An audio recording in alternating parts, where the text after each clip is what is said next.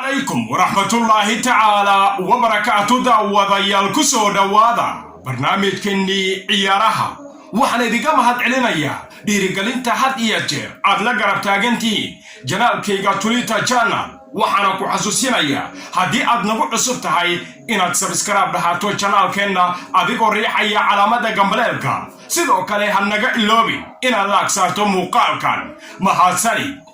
aan ku bilaabano barnaamijkeena sida aan ku sheegay 4 maalin ka hor Thiago Alcantara wuxuu heshiis shakhsiyadeed la gaaray kooxda ku ciyaarta istaadiyaha Anfield isagoona qalinka ugu duugi doona heshiis ku hayn doona Anfield 4 sano oo soo aadan marka kooxda uu ka mid noqdo Bayern Munich iyo Liverpool xitaa waa ay ku heshiiyeen lacagaha Thiago Alcantara laakiin waxa macquul ah inaad isweydiinayso caqabada ay ugu dhawaaqi laadahay kooxda Liverpool taasi waxay noqonaysaa in ugu horay kooxda Bayern Munich ay ka soo farxalaato tartanka ugu xiisaha badan qaarada Yurub ee Champions League oo ay higsadeen wareegga afardhamaadka ka gadaal markii si hagaagsan ay kaga soo tillaabsadeen kooxda lagu magacaabo Barcelona. wararka xitaa intaasi waxay ku darayaan Thiago Alcantara waxaan ku sheegay 4 maalin ka hor in Liverpool ay u diyaarisay xitaa lambarka 6 ee dhawaan uu ka fagaareeyay Dejan Lovren oo isagu meel u yaala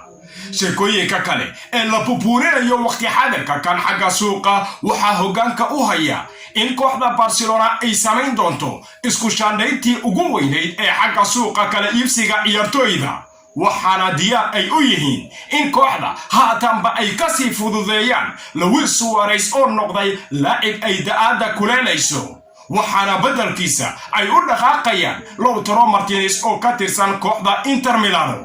Mauricio Pochettino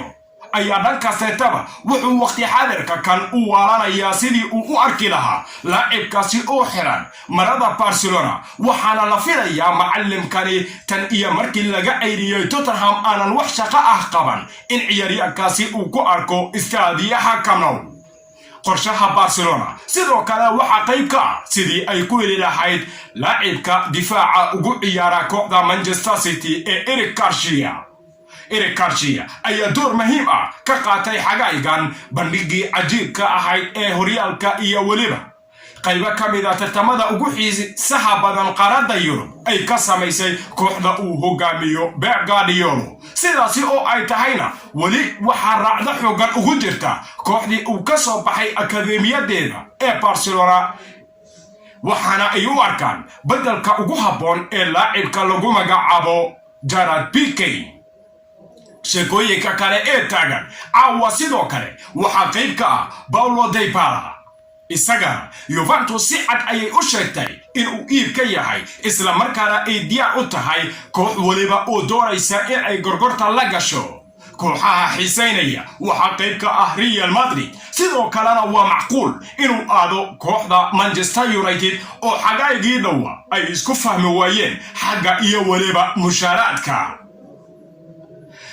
dunida wali waxay si weyn ugu maadaysanaysaa ilaa iyo habeenku caawa wixii ku dhacay kooxda Manchester City oo si la yaab leh looga soo ciribtiray tartanka ugu xiisaha badan qaarada Yurub ee Champions League waxaana dhulka la dhacday kooxda Lyon oo ku soo dhaaftay ilaa iyo natiijo 3 gool iyo gool waxaana ay noqotayba wax dhan kasteetaba ka yaabiyay bulshada ku nool caalamkan oo maxaa yeelay muddo dheer kadib ayaa tartanka Champions League waxa la ciyaari doona iyadoo oo aysan qayb ka ahayn koox ka socota horyaalka Premier League ee dalka Ingiriiska La Liga Spain ila iyo Serie A Talyaaniga waxaana ku wada xariiftami doona 2 kooxood oo ka socda Faransiiska iyo waliba 2 kooxood oo ka socda gudaha Jarmalka marna waa RB Leipzig iyo Bayern Munich marna waa Lyon iyo Paris Saint-Germain. intaasi ayaa ku gabagabeynaa barnaamijkii ciyaaraha uu idila socodsiinayay anigoo ah Maxamed Cabdirasaaq Tolman.